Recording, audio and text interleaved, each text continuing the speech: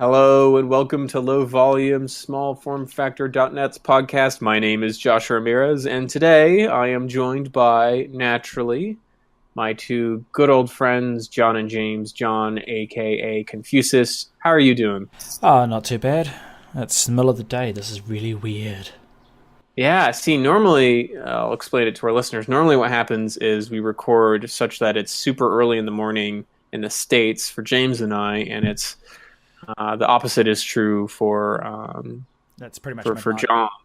Yeah, it's like super, super late. And then we've actually inverted it for this recording session just to fit everyone's schedule. So it's approaching 9:30 p.m. for me here, a little earlier for James, of course. And then I guess what time is it where you're at? Like 2:30 in the 2 p.m.? afternoon, and it's a sunny Yeah. 25 degrees outside.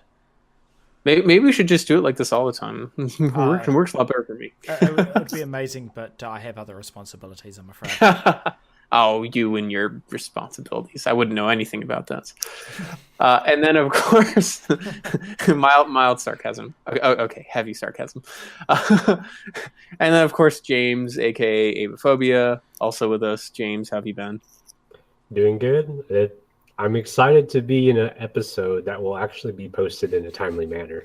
Yes. Hopefully. We're moving Hopefully. to a model whereby we record the raw output of our conversation rather than doing separate feeds, cleaning those, merging them, editing down, and then sending it out. So being realistic about the kind of workload that we can invest in post-production for these things, we're hoping that this will allow us to really expedite and get podcasts out immediately. Or, not immediately, but like really, really fast. So we'll see how that goes. As always, feedback from our audience is welcome. Speak of responsibilities, we've only got a limited time window to go through the news. Let's go ahead and jump right onto it. The first story we have on our docket, and this is one that James, you wrote a story on a little over a week ago, like 10 or 11 days ago, was NVIDIA's announcement of the GTX 1050 and 1050 Ti, which are 75 watt Pascal cards, and are kind of interesting. They occupy a very interesting space in the graphics landscape, especially when you consider the form factor that's available due to the lower wattage. But I figured you could elaborate a bit on what was announced. Yes, so we've been waiting on these for a while, the kind of slot powered only cards, because I think it was a 750 Ti really introduced it as, like, at the time it was quite a bit of performance for something that didn't require an external power connector, like a 6-pin or 8-pin. So that was really promising, but because the 750 Ti, even though it's a 700 series, it's really kind of like a proto Maxwell card. It didn't really get a proper replacement in the 900 series. So the 950 would have been the closest, but it required a 6-pin, at least with the launch versions. There were versions of the 950 that came out that were slot powered, but they came very late in the product cycle. So by the time most people had already upgraded to a 900 series cards, it was well after that point. So yeah, the 1050 and 1050 Ti are both at least kind of in the, what you could, I guess, say, reference version, though there isn't really a proper NVIDIA Founders Edition or reference version for these models.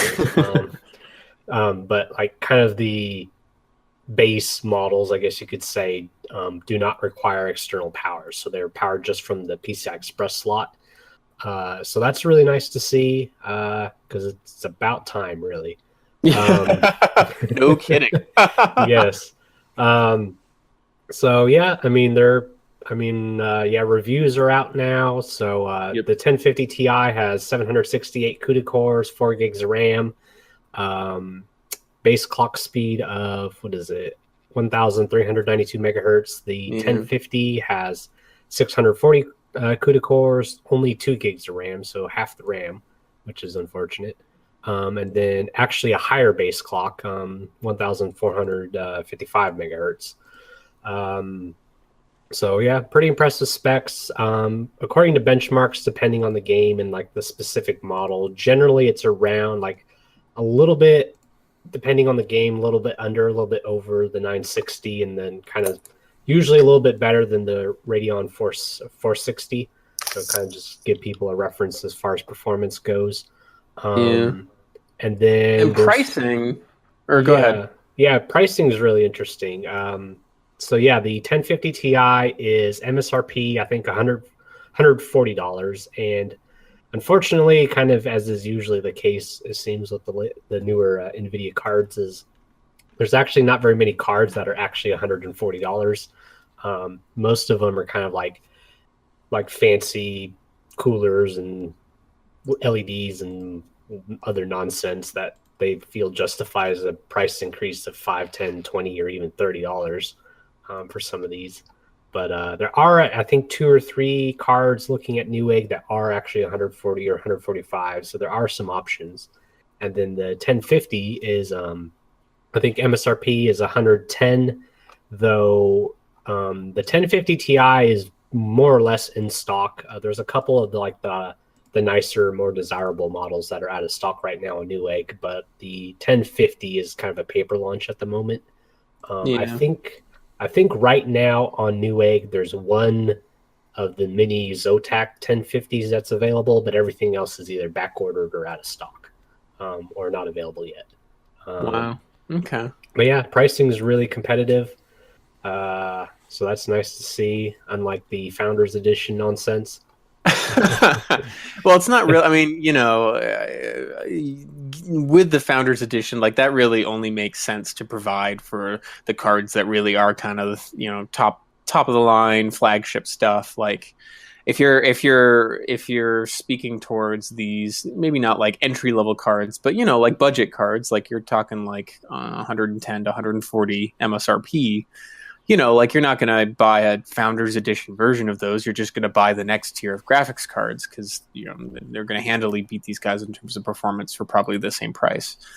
But yeah, I guess I'm just a little frustrated because I'm worried about the dynamic of MSRP versus actual real world pricing diverging and that becoming that becoming the new normal rather than sort of an aberration that we've seen past few product I'm not fond of that trend either. I mean, because in most other product categories, like you have MSRP, which is usually kind of like a little bit or sometimes a lot higher than it actually is, mostly to kind of protect the resellers.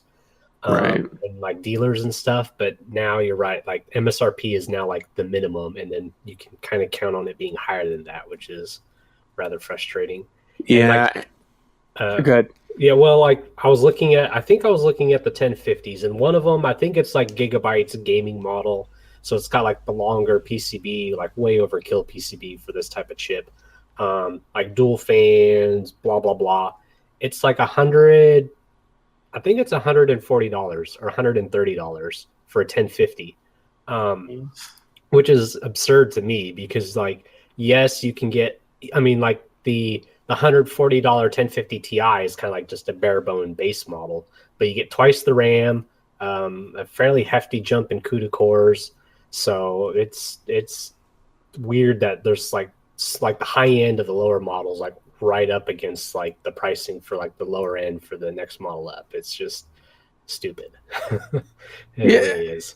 It just doesn't make any sense. And then you have that, and then you also have the fact that you have just such a limitation in terms of stock and being able to buy any of this, and that's also presumably causing some price inflation, at least at the moment in which the product's introduced, but that sort of acclimates people to the expectation that that's kind of the real price to pay for the hardware.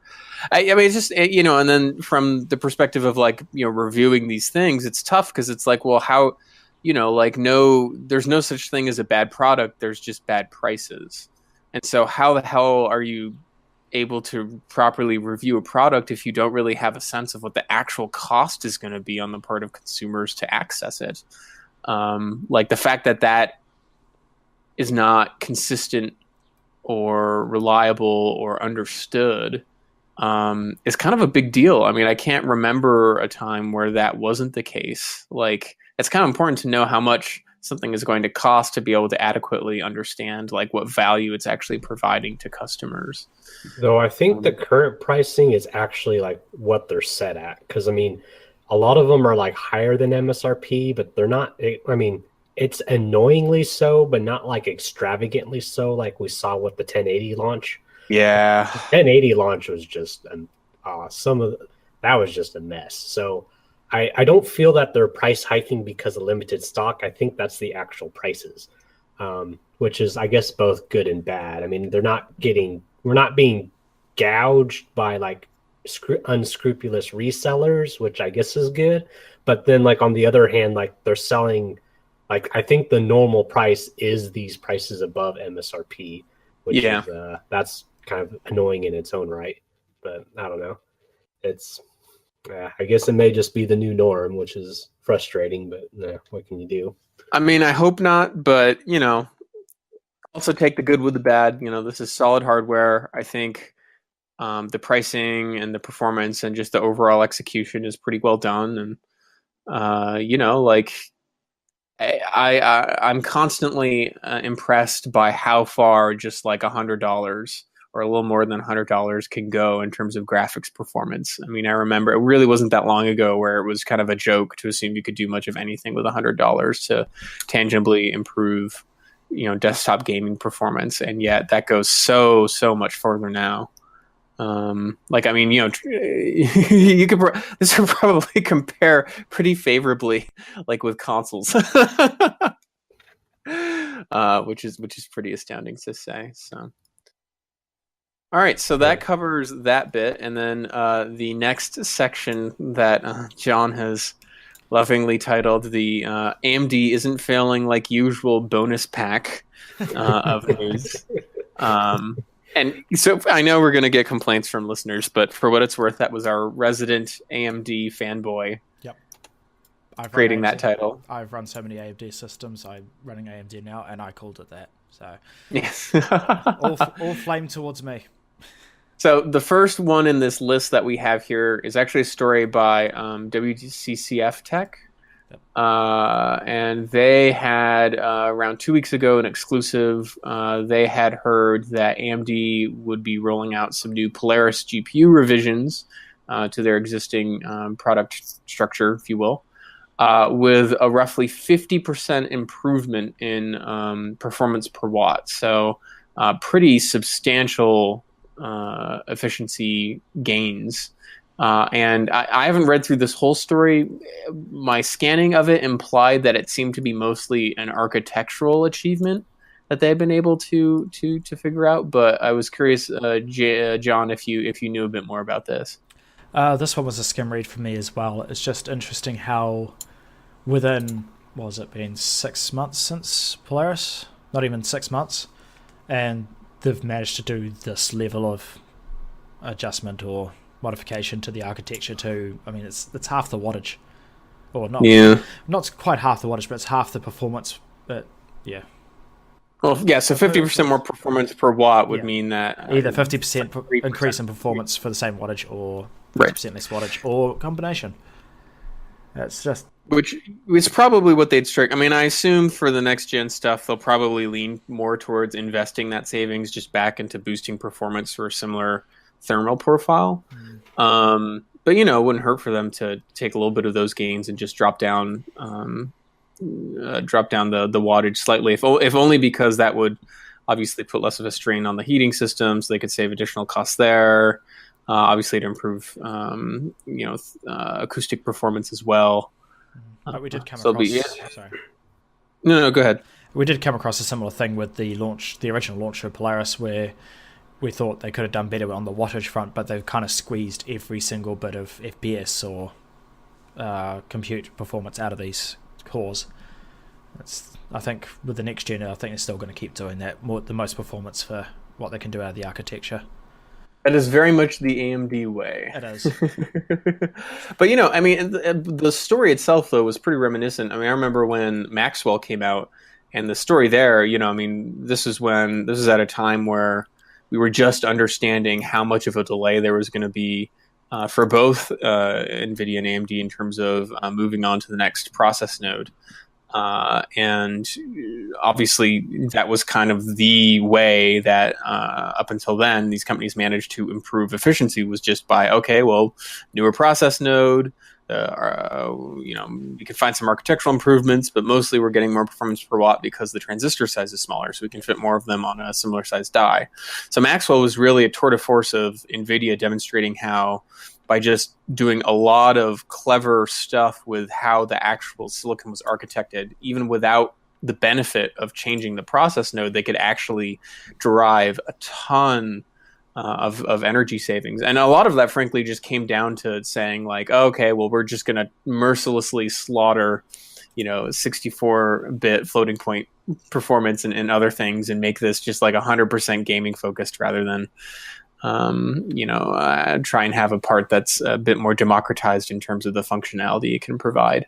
But impressive nonetheless. And it was a similar performance improvement going into Maxwell that it seems that AMD has now been able to accomplish for their Polaris revisions. So it's exciting to see that they're able to sort of match that capability in terms of reconfiguring their architecture.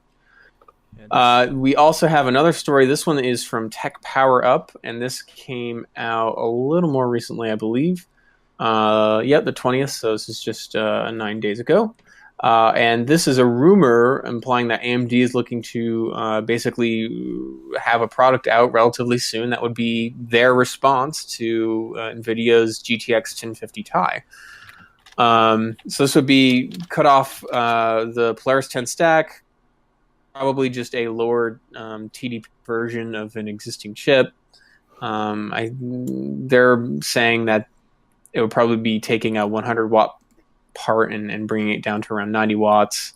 They have some specifics in terms of what the specs would look like. 1792 stream processors, 4 gigs of GDDR5 memory. Hey, sure, why not? Sorry. Well, I was just going to say that, usually AMD responds by just price cuts, right? Like we're not gonna update anything, but we're gonna make it a lot cheaper, and then now dollar per performance is roughly equivalent. But for whatever reason, I guess here they're thinking, nope, time to cook up something new, maybe modification of existing chip, but it makes sense for them at least to actually have a whole new product to kind of address this particular price point. Well, we've kind of seen stuff like this before with AMD. AMD cutting parts of cores or parts of dies just to hit certain market segments is nothing new. I mean, we had during the days of the Phantom 2s where you could buy a dual core, which was effectively a lockdown quad core and whatnot.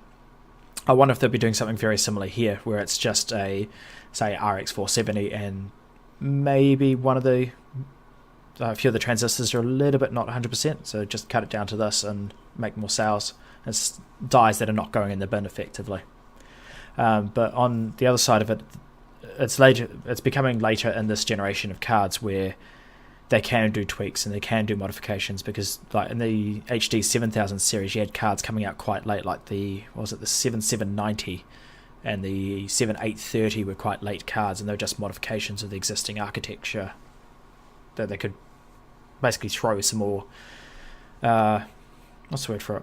Throw some more stuff at the market that's at different pricing levels to what they're currently fighting with. Right. Oh, that's a good point. Good context. And then speaking of which, I mean, obviously this all speaks to the health of the company overall, and other report that came from Tech Power Up. So we're at the time of year where actually a fair number of companies have been reporting their Q3 earnings, at least public companies, obviously. And so, as of late, not terribly rosy info coming from AMD leading up to this call. Things have been generally improving, so the trajectory was right. But it was scant to no earnings. And then, of course, they're a company that actually is loaded up with a fair amount of debt. And so there was a bit of anticipation just to see whether or not, newer product releases and some of the work they've been doing have actually been able to either accelerate that improvement or do much at all to sort of right the ship. And I was glad to read through this and see that indeed, Tech Power Up's headline, revenue is up, debt is down. Those are generally pretty good things. AMD had revenue of $1.3 billion, which was 23% year-over-year improvement, which is actually quite a lot. main thing of note is that in terms of the distribution of the revenue that they were able to see for their graphics, so GPU sales specifically, that's actually only up 9% from the same quarter in the previous year. It's actually enterprise, embedded, and semi-custom sales, which were 835 million and up a very impressive 41% year over year. And that was driven primarily by semi-custom system on a chip sales. So that would be predominantly, I would think, things like the consoles like Xbox One and Sony's PS4. All of those use silicon that was designed, developed, and manufactured by AMD because they're integrated solutions. It's one chip that has the logic as well as the graphics rendering. So hey, that's good. Obviously a lot of people were like fretting a little bit, myself included, about this prospect of AMD not doing any better, and the need in the graphics world at least to have at least two competitors to ensure that pricing doesn't get too out of control and that there's enough pressure on either side such that there's still meaningful development and improvements in that space. So I mean, you could always ask for more. You could always wish for more. Obviously, it would be nice if they saw further rewards were being reaped from the work they have been doing in the graphics sector. But I'm sure they're happy. And the other thing that was kind of interesting to read through is the fact that there have been substantial investments on the part of the company, even with reduction in debt. They've actually been increasing their spend towards R&D.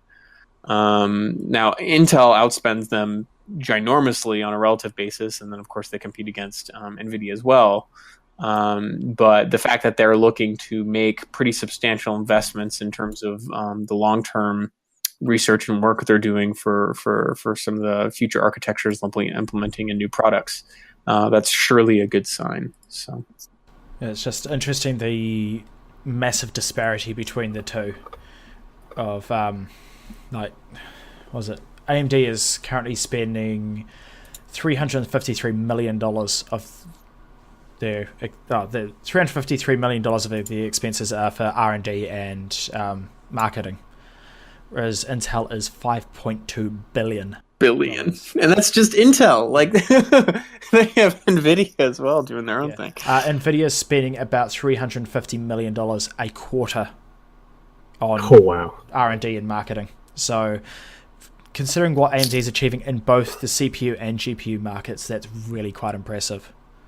It is. And it really speaks to, I mean, that's kind of the ethos. It's so funny how the companies, like the corporate structure and how they approach product development and whatnot is like very representative of like how their products themselves kind of exist in the marketplace, right? So like, AMD, like NVIDIA is very much the like, we're probably going to have like the highest performing thing and it's really cool and neat. We have all these technologies, but like, we're not trying to be the value leader, right? Yeah. Whereas you have like AMD, on a relative basis, like scrappy company that's going really, really far with very limited resources. And they're like, we might not have the most elegant solution or like the absolute most powerful solution, but man, we will take the money you spend on our technology and make it go a lot further than you might otherwise be able to get with the competition with NVIDIA.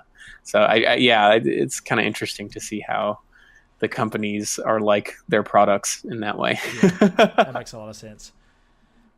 So anyway, that I guess acts as a good summary of AMD's ongoings. And then the last bit of news I wanted to make sure we covered, just because, as most people are aware, I'm a bit of a storage nerd, in particular a SSD nerd. But AnandTech has published their review, this is actually earlier in the month, of the Samsung 960 Pro, which I love for many, many reasons. The main one being almost certainly that the maximum capacity for this M.2 form factor PCIe flash solution is finally, we've breached the barrier. We've arrived at 2 terabytes on something that's like the size of a stick of gum practically. It'll cost you either $1,300 or your firstborn son. I'd argue that's worth it, but that's just me. Nah. And then, beyond this, of course, there are multiple storage tiers. It goes as high as 2 terabytes, but there's a 1 terabyte and a half terabyte version. And then for the 950 Pro, you have 512 gigs and 256 gigs. Performance-wise, for the 960 Pro, consistently sequential reads are 3,500 megabytes per second, as well as 2,100 megabytes per second for sequential writes. And then, obviously, Anontek's reviews tend to be incredibly in-depth. They have actually a variety of configurations and tests they do to represent various kinds of workloads. So they actually are among the most thorough in terms of documenting performance in a variety of fronts. And they also stratify the performance they're doing across, this various different kinds of writes. So the size of the blocks they're addressing and so on and so forth. But overall, what would you expect? You go to their final words page, generally speaking, very, very positive. Obviously, a little hesitant, if only because the price point of those top storage options is super, super high. But this is definitely if you're needing that amount of storage and you're looking for essentially the fastest and highest performance consumer grade SSD in the market, this is kind of it, right? Like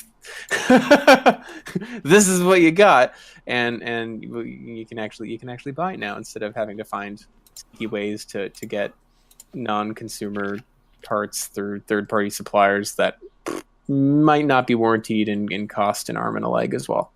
So I'd encourage anyone who's interested to read through the review. I'm curious as to what you guys think. It's expensive, but it's so glorious. Have you seen? It even exceeded some of Samsung's own stated specifications in terms of the. I've noticed they've been doing that lately. The OEM version of this, the SM961, I think it is, or I think that's right, is the same way. Like the actual performance outdoes its actual rated specs. So it's nice to see somebody with like conservative specifications for once. Seems to be a rare thing in this day and age. Oh, no kidding. But it's two things to me is crazy is that we're already basically hitting the limits of PCI 3.0 X4 as far as sequential read, which is just bonkers. Because you think about just a couple of years ago, we were still kind of working our way towards the upper limits of SATA 3.0. Yeah. And here we are, we're already at the limits of PCI Express 3.0 X4, which itself is like tremendously faster than SATA 3. So that's just crazy. And then also I think it's hilarious. Well, I don't know. It's like the Intel Optane, which they keep hyping. It's actually looking less and less impressive because like a SSD is already. The thing is like when they first announced Optane or 3DX Point, like they were talking crazy numbers, but then like as we get kind of closer to its eventual launch, the first generation they've kind of retreated on some of their statements as far as its performance. So it's actually, I wouldn't be surprised if the very first generation consumer Optane drives actually aren't that much faster in real world performance compared to like a 960 Pro. So especially because like, especially the first generation drives, nothing will be optimized for it. Yeah. So, yeah, it's. I think there's a lot of promise in the approach, but yeah, like, yeah, we'll see. Yeah, because it's going to have quite a price premium compared to. The 960 Pro is not cheap by any means, but it's not outrageously expensive. But 3DX Point is going to be quite a price premium for those drives for the storage capacity. So if you can get like pretty close performance out of the 960 Pro but are able to afford much higher capacity, it's going to be kind of a tough sell on the Optane drives. Yeah. Yeah, we'll see. I mean, it's interesting. I mean, I'm just honestly, and I've said this in past shows, but like, I'm just excited because I very much, when you look at the vast majority of people, even folks like us, even like enthusiasts who are hitting our computers with pretty sophisticated, complex, multi-threaded, just heavy-duty workloads, whether that be rendering or gaming or just running tons of applications and things concurrently. I mean, what consistently has come up is like the aspect of our builds that is becoming the bottleneck has been storage. And when you think of like how do we get to that future that we all want, where all interactions are instantaneous, the way you get there is to say, well, we need storage performance that's on par with memory performance. And so what I like about Octane, and what I like about some of the work that Intel's been doing, is it's basically an admission on their part that like the only way to get there is to really think through and make some architectural changes with respect to how it is that chipsets and CPUs actually communicate with storage. And how that is handled in the way that we're actually building out computers. So I think it'll be kind of a bastardized solution to start, just because the cost of that technology is so high. But my hope is that like in 5 to 10 years, I mean, it's clear that the potential to really, really dramatically increase the bandwidth and the transfer speed of storage is there, and it's really just being bottlenecked and limited by the interfaces that they're forced to run on, even as we've seen a pretty swift move away from SATA, to your point, and onto PCI Express. But like, if we can get to the point where you can have storage that is achieving memory-like speed and efficiency, but has the persistence that actual memory doesn't, I mean, that's the whole ballgame, and that's how you get computers that start instantaneously. That's how you get applications that need fractions of a second to load, and not like 5-10 seconds to load, even on the fastest of computers. Or at least that's how you get to a point where we have the capacity to be able to bring that about. Because even with like enterprise grade SSDs, over PCI lanes and all of this, like it's just not possible. There's just too much information that needs to be moved over. We just haven't architected things that way. I mean, we're living in a world that relies on a storage paradigm that was developed in like the friggin' 80s. The technologies have improved, but we really need to just rethink how that is approached at an architectural level. So exciting stuff. Like I said, I'm a bit of a storage nerd, so things don't get interesting that often, but they've been getting very interesting very quickly, and that's a great thing for me personally to see. And Samsung's definitely stood out in terms of providing really the highest performance solutions and doing incredible work in terms of innovating in the solid state storage space, and finding all sorts of ways and developments to kind of improve that within the limitations that are imposed by them with respect to these interfaces. So, yep, exciting stuff. So, and there's a lot of competition too, which is really cool. Yes, because I mean, Samsung has kind of been dominating the market at the moment, but there's a lot of other drives in development. Like, not really so much on a performance aspect, but Intel's got the 600p to kind of offer a more price-sensitive alternative, and then like ADATA and Crucial, and all of them have competitive drives in development. So yeah, it's nice to see all this work going into high performance drives.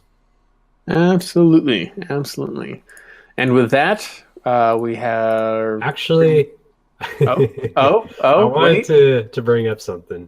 Okay, go for it. Not so much SFF related, but I was curious what you thought of the new MacBooks.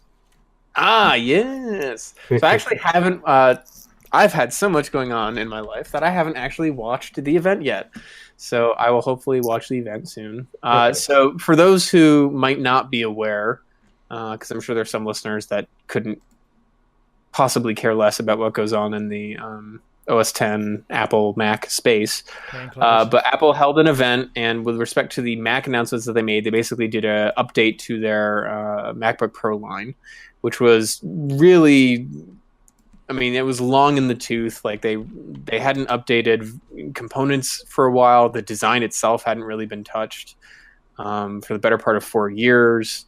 Now, as is typical, there was a solid sense hardware-wise of what to expect.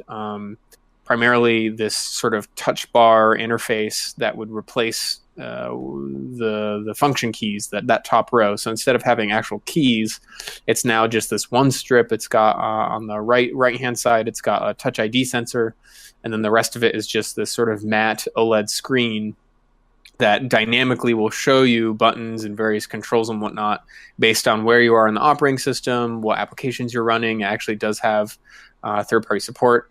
And then underlaying all of that is actually a proprietary ARM chip that encompasses some of the silicon and architectural features of essentially iOS devices. So it has the secure enclave, which allows it to use Touch ID and segregate that entirely from the computer. That also means it has support for Apple Pay native to the device. It also allows the rendering of the interface itself to be done by that T1 chip, not by the graphics card in the laptop, although the Intel processor is responsible for the logic behind it.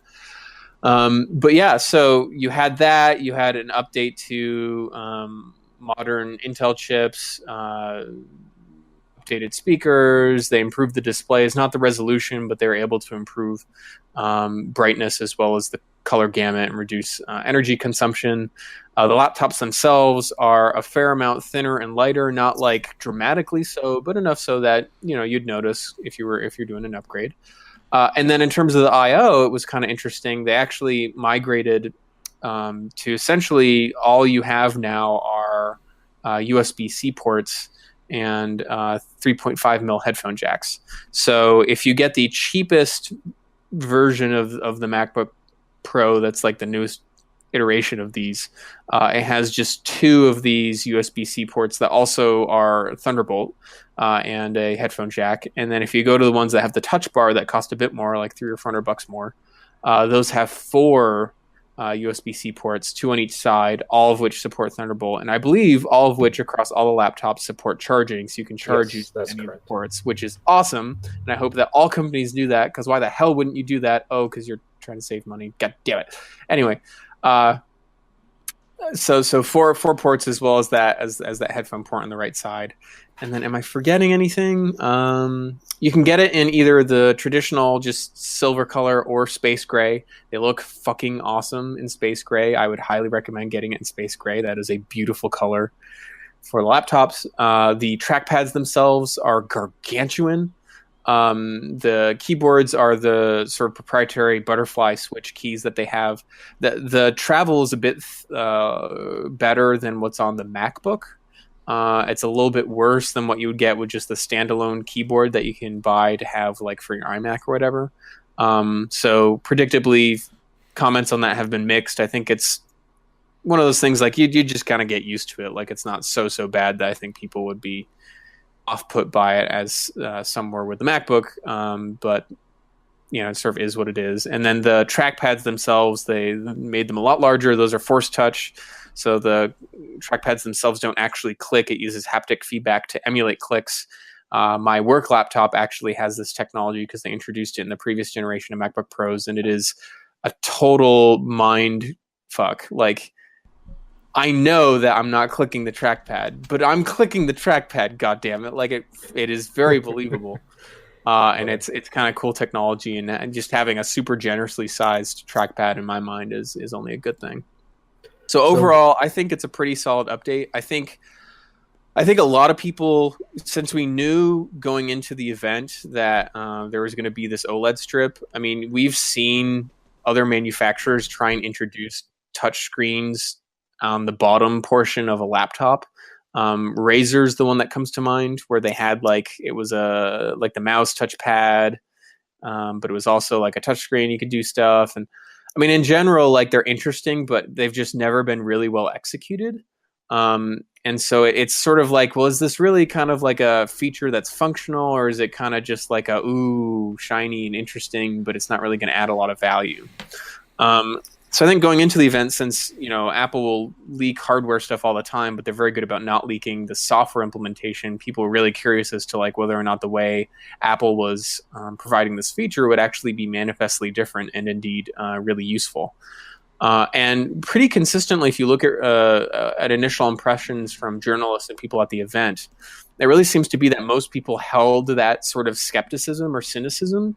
But as they saw Apple introduce it and demonstrate the rationale and how they've implemented it, and as I've had conversations with a few developers in terms of the way that third-party developers are given access to that touch bar as well as to the Touch ID sensor, I think overall people are actually pretty excited about it.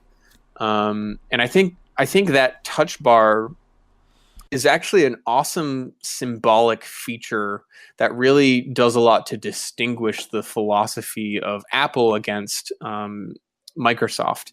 And I think that's particularly important when you look at some of the products that Microsoft itself has been announcing, and this focus on the part of Microsoft to really make Windows a platform for all devices, and to really think about laptops and tablets of being this sort of all-in-one convertible device, or even desktops and tablets being this all-in-one convertible device with the ultra expensive but ultra interesting desktop computer that they announced recently, right? Like their rationale is that we think it makes sense to just integrate everything, have one platform, basically just why would you want a laptop and then a separate tablet that's clunky, just all in one.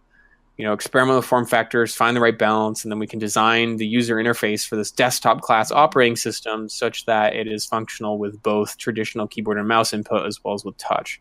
Whereas a company like Apple, their thinking is that no, like these are mutually exclusive and incompatible things. If you mush them together, there are too many compromises and you have a jack of all trades on both sides. However, we can introduce some of the nice things about a touch interface, namely the fact that it's dynamic and it can be contingent based on the application you're using, and it can be distinct and separate from the main viewport you use to actually look at your desktop applications. But we can bring that to an area that has been maligned in the desktop category for decades, and that is the function row, which hasn't really been rethought and is kind of dumb and kind of faced the similar issues that Steve Jobs called out when he announced the original iPhone, which is to say that like you have these interaction modals that are fixed in plastic and they do what they do even if you don't need them to do those things. And so, their argument for why they thought this touch bar was a good idea was to say, well, you get all of this additional functionality, but it's not, like ergonomically it's fine. We're reinventing an aspect of the way that users interact and input that is natural and makes a lot of sense. And yeah, I mean, I will look forward to the day where I can walk into the Apple Store here in Boston and experiment with it. And I think that what third-party developers are going to do with this stuff is super, super exciting. 1Password already has put out some sort of mock-ups in terms of how they're going to be updating their software, how they're thinking about updating their software. And it's not only the fact that they're able to use the Touch ID to verify. So now like if you use 1Password on your desktop and on your mobile device like I do, you literally never have to actually remember the password again or ever type in a password because you can always authenticate with your thumb. But then you also have all the modals and things they can pull up in that OLED track bar. So when you're thinking about things like creating new login accounts or new passwords or wanting to create things like secure notes or whatnot on the fly, it's now way, way easier to do those things. It's cool. It's really cool. I wouldn't, if you're more interested in how Apple's applied this, their website and some of the news reports on places like The Verge and Recode and whatnot will provide good coverage. You don't need to actually watch the event.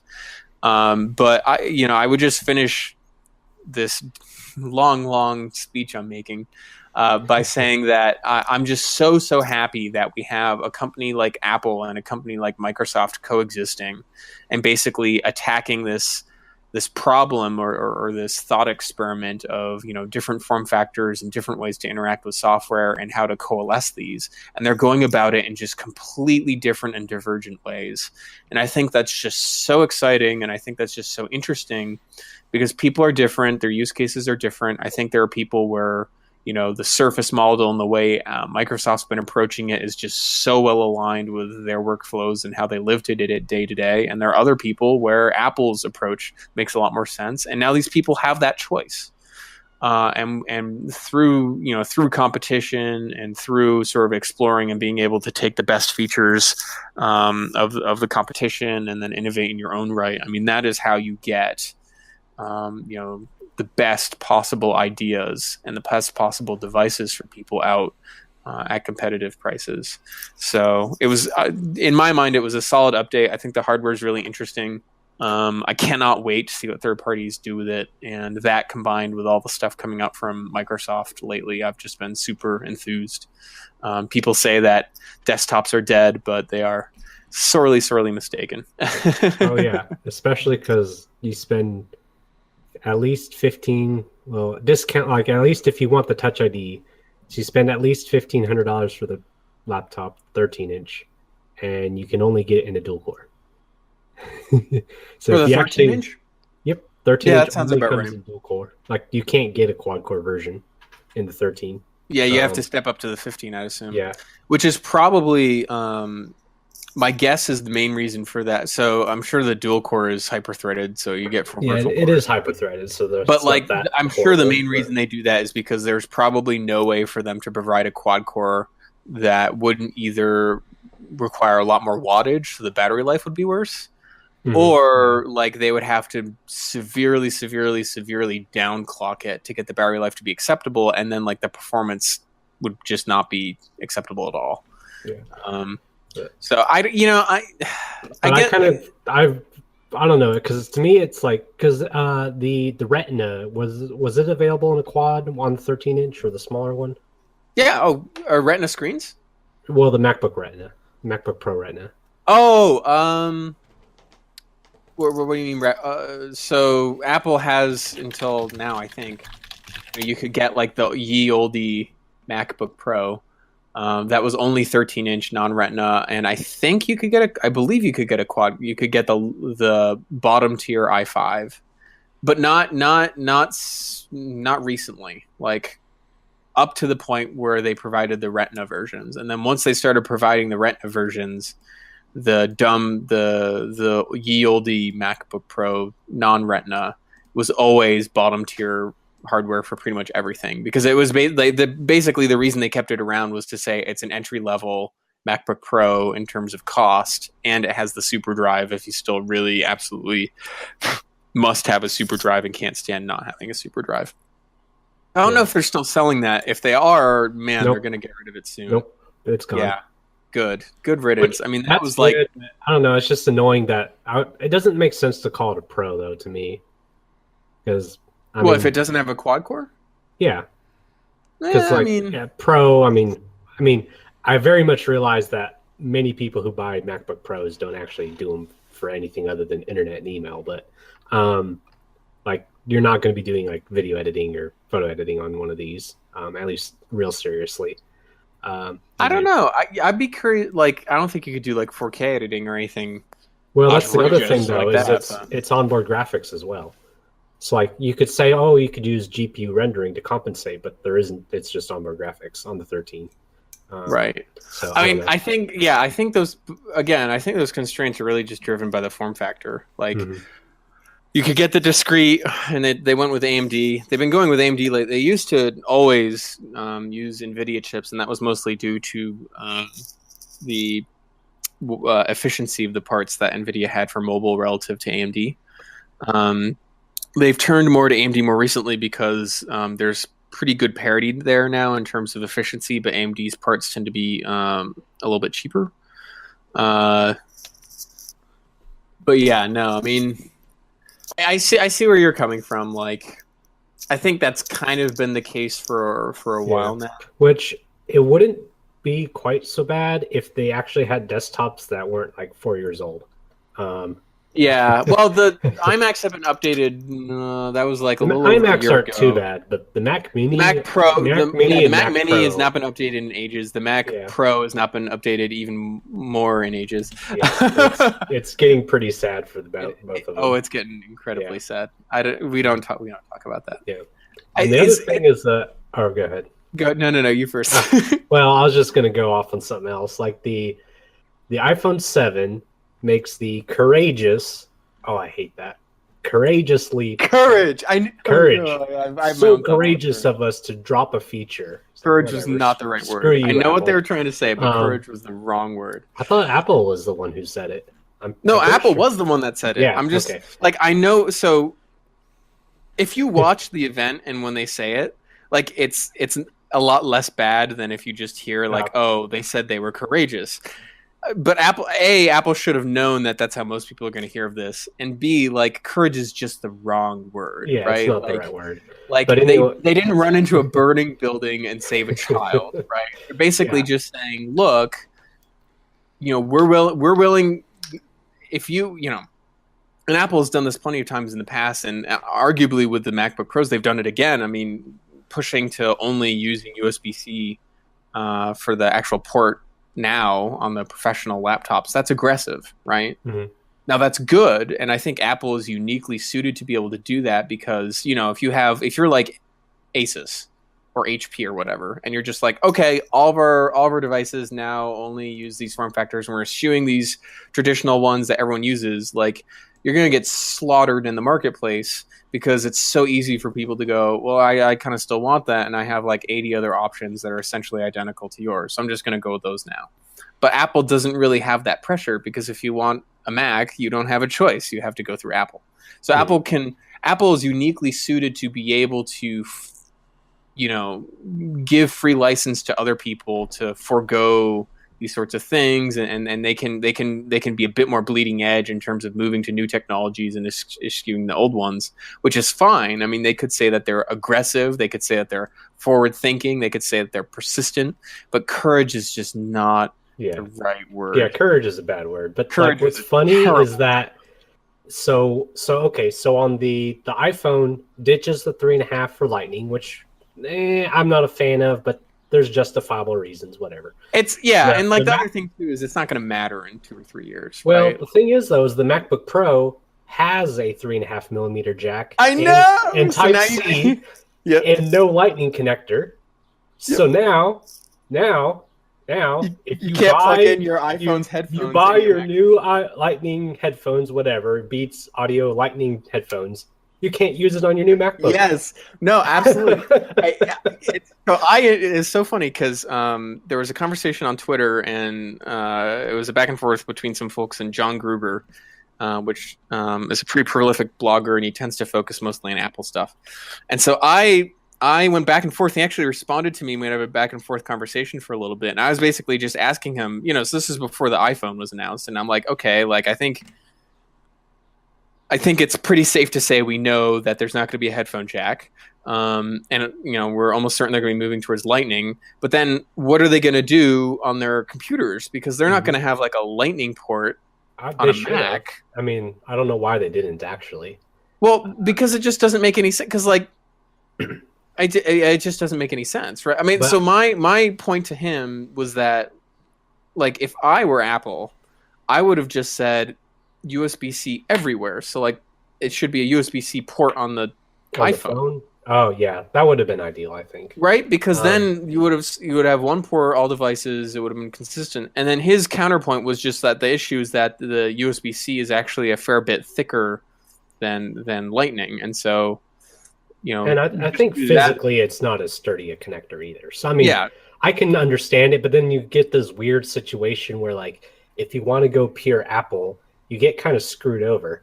Because if you get your iPhone 7 and then your MacBook Pro, for one, like, you can't use the same pair of headphones between them. At least, well, you can't use the same. Well, hold on. Double qualify that statement. You can't use the same pair of wired headphones. First qualifier. Without using an adapter, second qualifier. Mm-hmm. Which that's the catch, right? So I think this is the important thing, is that, and Apple was honest and upfront about this in their presentation, to their credit, right? They basically said, look, we're getting rid of the headphone port. We're including headphones that use the port. We're also including an adapter, which is very unlike Apple. Like, they will gladly say, fuck you, give us $15. You're buying the adapter, but they included it, and you can buy extra ones for like $5, which is totally reasonable in my book. But they basically said, look, we're doing these things and we're providing these crutches, but ultimately the future's wireless. Like what we're trying to really nudge people towards is just get wireless headphones. Like it's better than it used to be. It's good enough. Just get wireless headphones. And if you have wireless headphones, then it's no longer an issue, right? Because it would be Bluetooth and everything was Bluetooth. So that's really what they're trying to incentivize people to do. And so there's a little bit of the stick by making it really inconvenient and impractical to use wired headphones. And then there's also a little bit of the carrot in the form of the earpods, the wireless earpods, where they've done a lot of work and they're like, we're going to create an awesome experience using wireless headphones such that you won't even think about wanting to use wired headphones.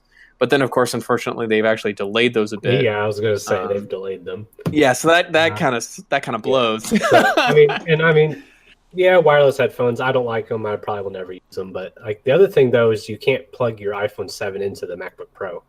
To me that's almost even more. But that was also kind of unavoidable, right? Yeah, like it's like that's interesting. So you could literally go into an Apple store, buy Beats headphones, the Lightning connector version, a MacBook Pro, and then an iPhone 7, and like you basically can't plug them all into each other. Yep. No, it's a very hilarious. messy time. Yeah, I will say I wish, and I'm sure Apple knows this. It'd be fascinating to me to know how many people actually plug their phones into their computers now. I'd imagine that number's pretty low. I have never plugged my iPhone into my computer.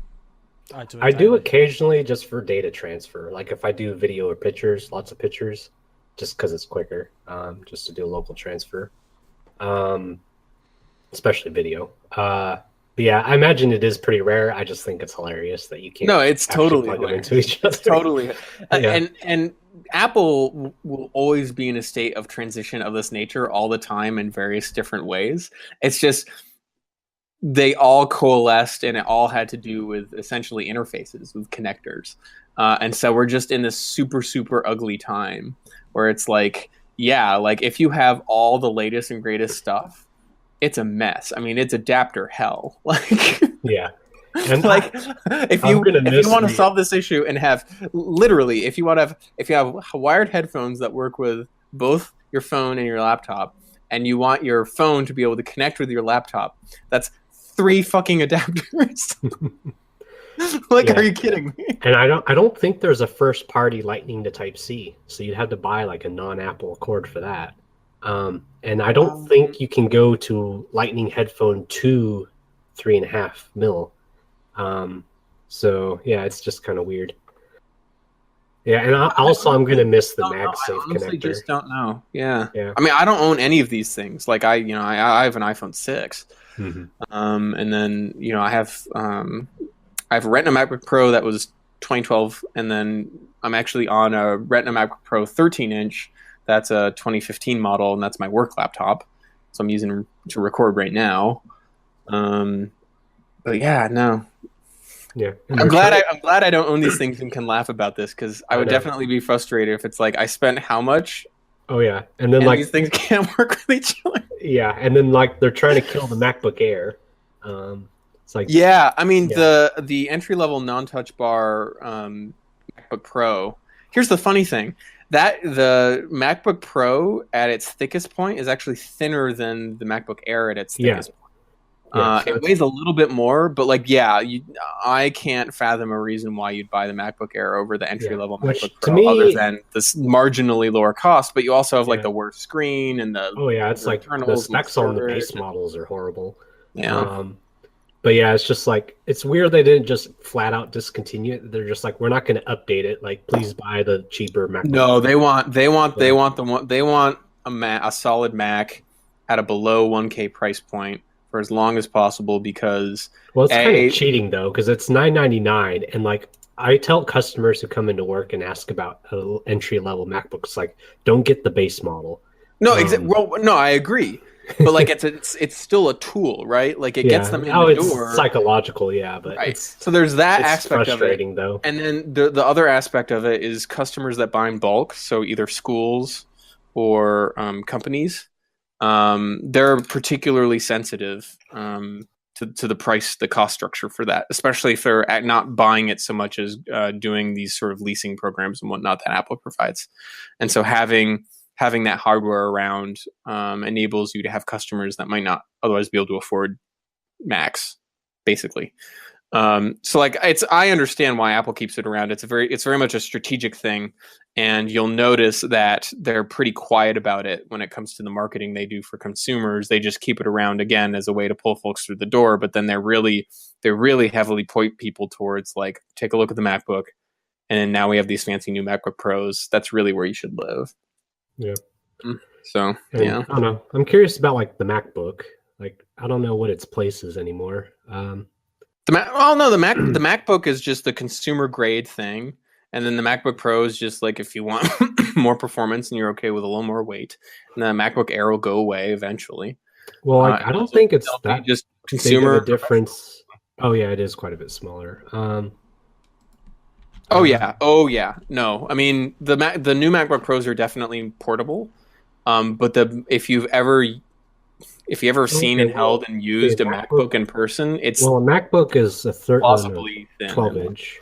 Let me see. Yes. Let me pull up the specs. It's how thick is it? It is blah blah blah blah blah blah blah. But like seriously, I'm still impressed by how thin and light that thing is. It's basically an iPad except it's a laptop. It's crazy. Let's see, because the 13-inch MacBook Pro is where'd it go?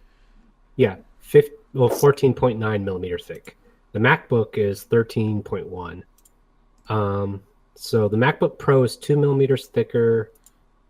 It's about 20 millimeters wider. Deeper, and so it's a fair amount heavier. Weight 3 pounds, 2 pounds. Okay, yeah, it is quite a bit lighter. But man, you give up a lot of specs for it. Yeah, but again, like I mean, a lot of folks, they're just never going to notice the difference. It makes sense to say. I would notice on Core M3. Those Core M3 is kind of an oddball. I know the U series on like Windows machines runs like, well, I don't know if I'd want to say run like dirt, but they're definitely noticeably slower. Yeah, I mean, look, all I know. We live in a very different space than most people who use computers. Like the MacBook is for folks like my parents, right, who are Facebooking and it's browser tabs and Office documents and not much beyond that, and certainly nothing at the level of sophistication of like editing videos or even audio and stuff like that. And so for all of those things, like they are never going to notice the difference between a MacBook and a MacBook Pro.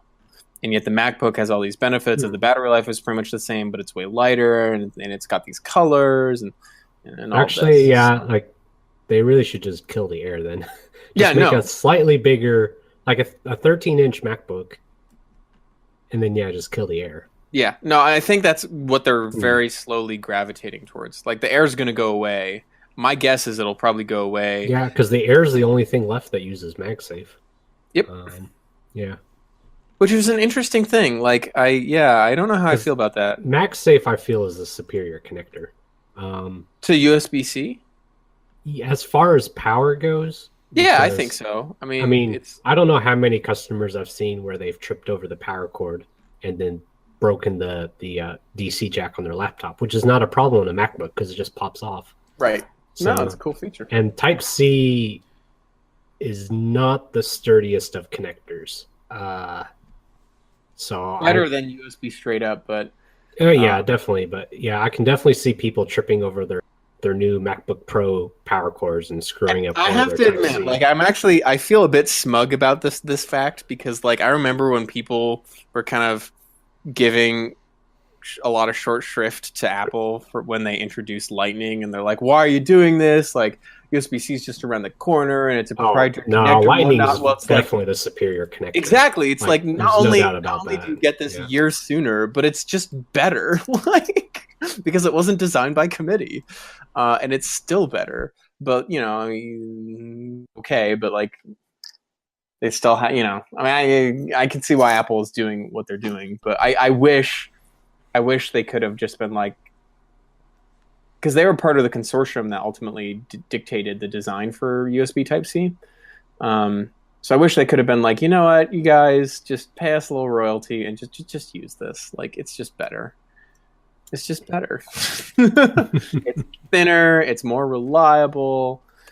It actually stays in the goddamn port. Who will? All right, so that'll wrap up the news. This is like the 50% small form factor, 50% Apple show this episode. You guys I just want to talk about the connectors because I think it's hilarious. It is. It really is. So let us wrap up and move away from the news and move on to the freaking free, fantastic, functional, feisty, fully flavorful, fresh, fabulous favorite form Fred of the Fortuitous Fortnight.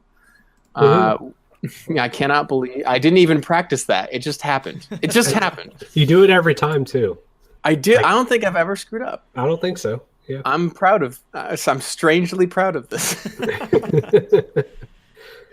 So this was a thread that iForLick started in early October. That's been going on, and it is titled "RGB Vandal Button," and it is basically a conversation surrounding an idea. So Vandal buttons or Vandal switches, obviously for folks like us three, we're familiar with it as we've designed cases and whatnot. But basically, they're just a consistent format of buttons that because they're not proprietary, like they follow a standard. They're available in all sorts of colors and configurations and sizes and whatnot.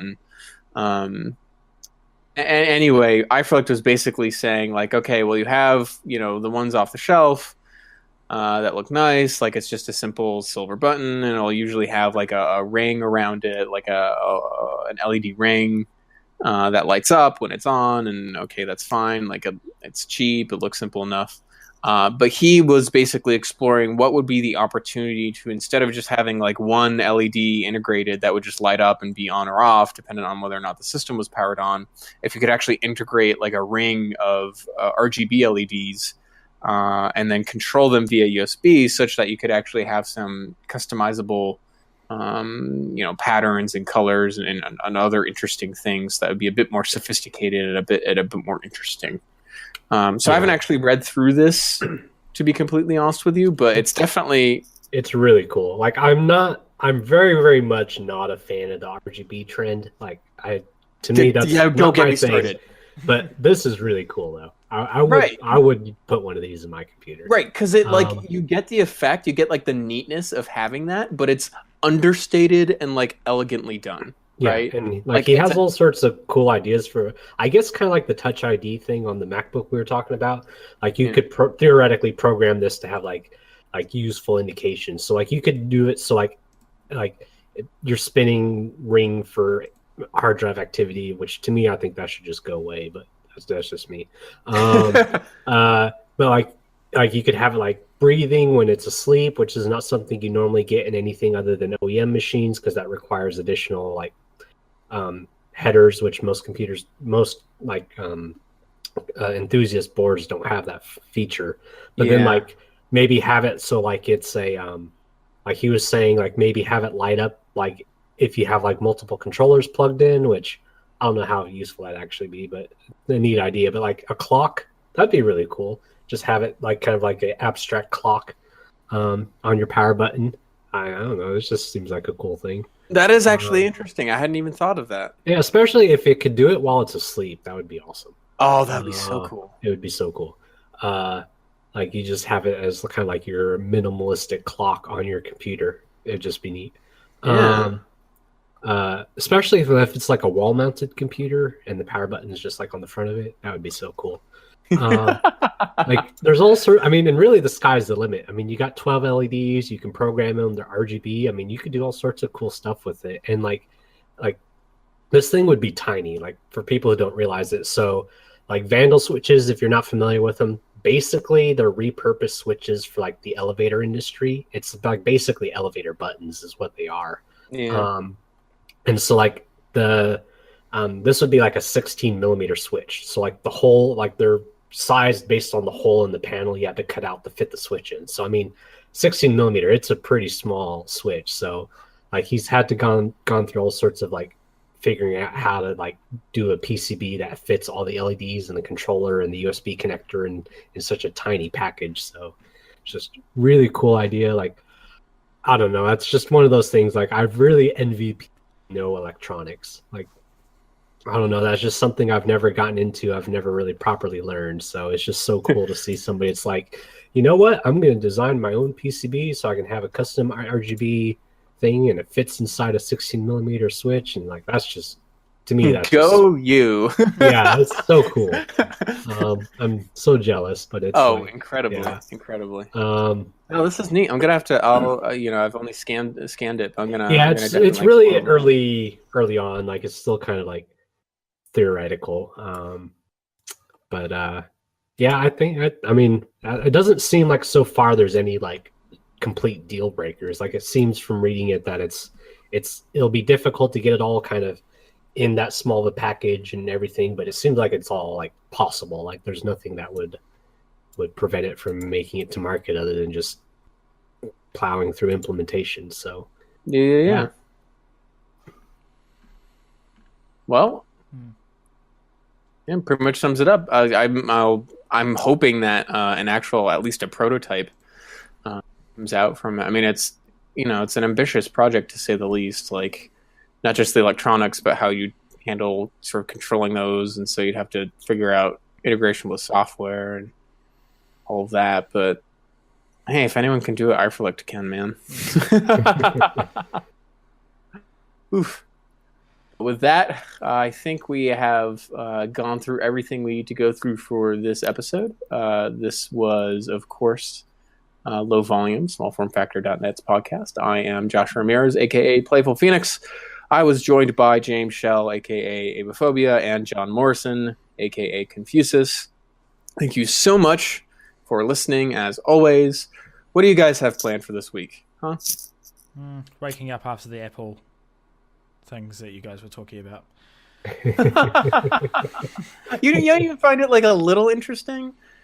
Like, I don't use any of Microsoft stuff, like products. I mean, I use Windows 10, obviously, but like, I find their Surface stuff fascinating, even though I'd never buy it and don't care for it personally. It doesn't appeal to me. It's too sterile.